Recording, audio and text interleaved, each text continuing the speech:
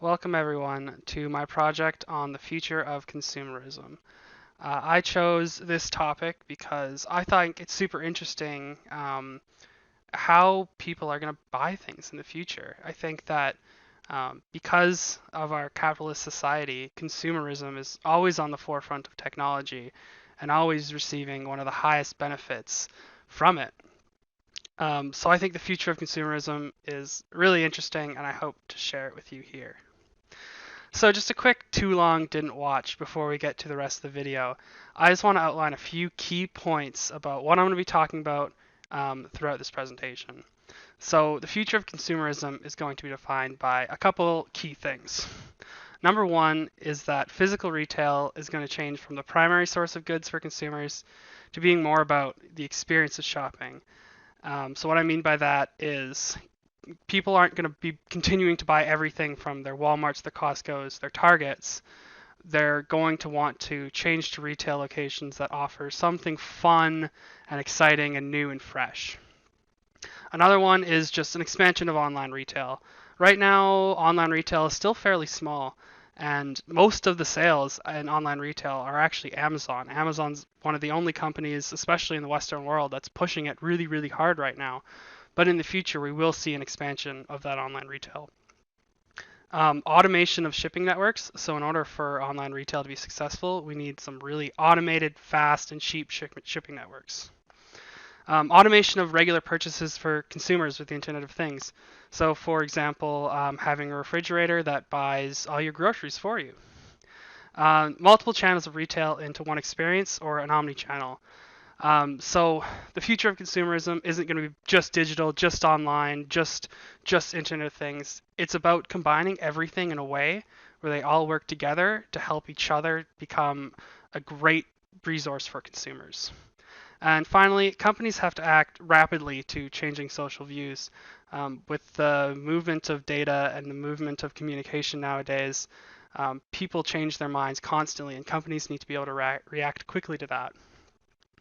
So just to give you a little history about consumerism. So in the 1800s, you started seeing big railroad networks being built out and large cities start to form. And in these large cities, we started to see the first department stores.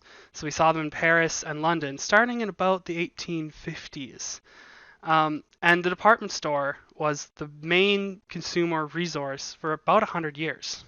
100 years later, you start to see the mass production of automobiles, cars. This basically gave consumers the ability to commute further and for shopping malls to appear, which were filled with specialty stores and gave consumers a lot of options to where to shop and a wider selection. So this century shift is going to see a shift more online and the omni-channel approach that I talked about earlier and will elaborate further on. So let's talk about physical retail. Physical retail right now is still the big boy. It's because it has a lot of advantages. People can grab a product, look at the box. If it's food, they can check the calories. Maybe it's a tech item, they have a display and they can play with it. Physical interaction with the product is super important for a consumer to want to buy it, and a lot of people will not buy a product without being able to look at it first. Also, you can have human-to-human interaction. Human-to-human interaction can significantly increase engagement in the store and engagement with the brand, and physical retail is really important for that. And there's simpler shipping and logistics. So if you're a Costco or a Walmart, you can order mass quantities of items, ship them to one location in a big amount, and you don't have to worry about individual shipping to individuals as you would in online. But of course, physical retail has setback. One of the biggest ones is that retailers haven't done a good job of adapting to the accelerating technology. A lot of retailers did try back in the 90s, but were burned pretty hard by the dot-com bubble. And many of them have not put the investment into it that they need to, and are starting to lag behind in technology, especially compared to the larger tech companies such as Amazon or a Google or a Microsoft. So they need to invest heavily into the future in order to survive properly. But looking forward into the future, physical locations must be one of two things. Either they must be a fun, exciting place to go where you have great service and it's just an all-around great time. West Edmonton Mall has done a great job with this. They have amusement parks, water parks, mini golf, all this stuff for you to go to the mall, have fun, experience something there. Apple stores do it very well as well. You go to the Apple store because you want to play with the product, because you want to talk to an Apple genius, even though you could just buy whatever you want online. And Cabela's and Bass Pro Shops, their physical locations are really unique, fun, and interesting with fish ponds and various animals around the store and lots of features and fun things they have in those stores. And that's what the future of physical retail will look like. Places that are fun and enjoyable, or they need to be incredibly convenient for the consumer. So convenience stores probably won't be going away because if you need something really quickly, maybe you don't want to wait for shipping. So the future of convenience stores will look more like what Amazon Go stores look like right now, where you can walk in, walk out, never have to pay for anything, never have to scan anything except right when you walk in, you scan your phone and that's it. So convenience stores will get more convenient and other locations will get more fun. So digital retail is incredibly convenient for the consumer. You just go online, buy what you want, it comes to your house. Really can't be simpler. They're generally cheaper for both the producer and the consumer because you cut out the, big box retail middleman who wants to take 30% of your margin. So therefore, you have to either make the product more expensive, which increases the price for the consumer, or you take less margin, increases the price for the producer. So online or direct to customer is great for making things cheaper. Online, there's a huge selection of products. It's hard to think of anything you can't buy online nowadays. And it's easier for these retailers to collect a large amount of data and personalize their services to the consumers. A lot of consumers really like this. They get things exactly the way they want them. They don't have to touch anything. However, there's a little bit of iffiness around data and personal privacy, and we'll touch on that later. The biggest setbacks there are to digital retail is shipping. Shipping is expensive. Shipping takes a long time, at least right now. But that can be solved with automation. So automation of shipping networks is going on right now. Amazon is dumping a ton of money into their networks in order to be able to reduce costs, reduce times. So in the future, we're going to see cheap human labor is slowly going to start to decline as the fastest growing markets right now are the Asian markets, which is where we're actually getting all of our cheap labor, or the Western world's getting their cheap labor right now. So that's going to dry up as our society advances. So we're going to have to switch to automated facilities. These automated facilities will be closer to where the product's actually going to sell, and they're going to be a lot more general use, powered by items like 3D printing, which with 3D printing you can create a lot of different types of items, but you don't need a lot of specialized hardware. So with large facilities that can make a lot of things, you consolidate your supply chain, build everything in-house, and then that makes shipping easier, and that makes general logistics easier. For shipping to consumer, you're going to have drone delivery and land drone delivery, essentially, with automated cars. So a fully automated facility might look like this. A facility may produce items and store it in their own warehouse.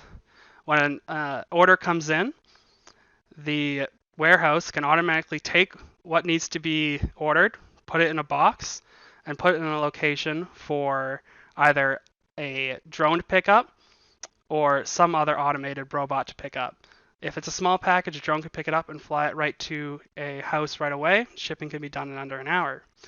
If it's a larger item, maybe it's got to be done by land. It can be placed into a medium-sized truck, like a UPS truck, and there could be robots instead of humans that deliver it to your door instead, which is really interesting. So automation of regular purchases. So the Internet of Things is rapidly growing and rapidly taking control of many parts of our lives. Um, there are a few smart, I've mentioned earlier, there are a few smart fridges right now. They're very basic, in which they can only catalog what you have. They can't do any of the ordering yet. But in the future, a smart fridge could catalog everything you have in your fridge, order stuff when you get low, figure out what you eat, and then give you recommendations for recipes based on what you eat. Or perhaps a car, or even right now, cars are able to, some of the smarter cars are able to detect when they need to be maintenanced and automatically drive to the maintenance facility to get whatever they need done. In the future, maybe they don't even need a human mechanic to fix them. They could just drive to another robot and have that robot fix them up. In addition to, with the Internet of Things, we're going to be gathering a ton of data, and I said I'd talk about data earlier. The amount of data that companies have on consumers right now is very alarming. I think a lot of people don't understand the extent to which how much these companies know about you.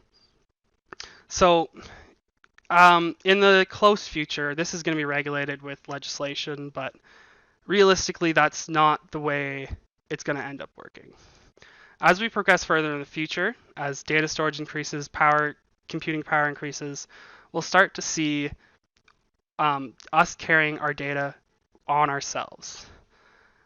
This can be done through data storage within DNA, which is a super interesting field of study right now. Just 1 kilogram of an E. coli DNA is able to store all of the information that humans need for the next century. It's such a dense storage system, and it could even be integrated within the human body, allowing you to take all your data that you produce everywhere with you and store it in the safest place you have, yourself. And then all companies will have to hook in to yourself in order to access the data for their personalized services. This would give consumers the utmost control of their data and allow them to decide what they want to do with it and what they don't want to do with it.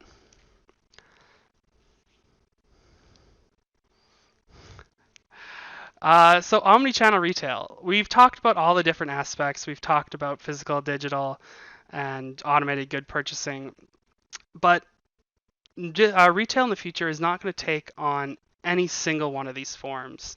It's going to be tightly integrated everything. So I talked about physical retail being a cool destination and digital being the way to order it easy. Right now, there's a huge emphasis on mobile.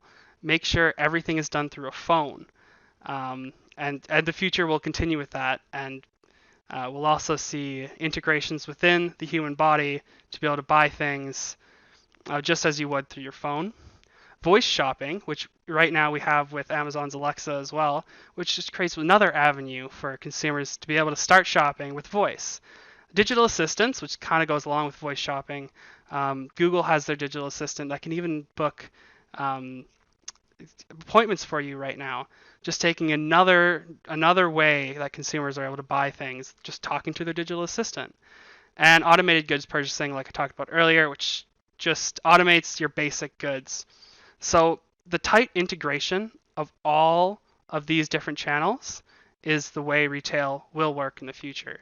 So, for example, maybe I want to buy something online. Let's say I buy a suit, but I want to get it tailored. So I go into a store to pick up the suit and get it tailored. While I'm in the store, maybe I'm on my phone and I found a better deal for a different suit somewhere else. I can simply show the rep there and they will price match it for me. As I'm leaving the store, maybe I'll ask my digital assistant if he knows a good place to get a tie, and my digital assistant will give me some tie recommendations. So the integration of all these channels will make it super easy for consumers to consume as they like to do, and the future is bright. Another thing companies are going to have to look out for is changing societal values. With our 24-hour news cycle and instant global communication, the way people think is consistently changing. And brands often have a tough time navigating this. For example, in December, Peloton, which is a exercise bike company, released an ad about a fit woman who was gifted an exercise bike by her husband, and it received a lot of backlash in the community for being both sexist and body shaming. So they received a ton of negative vibes, essentially. So that's an example of business not being able to identify how society is going to react to what they do. But on the flip side, going along with this example, a couple days after they released their ad, Ryan Reynolds was able to get the same actress from that commercial to film a gin commercial where she's drinking gin after she theoretically got divorced from this husband. Ryan Reynolds there was able to figure out what the general consumers were thinking. They were not liking Peloton.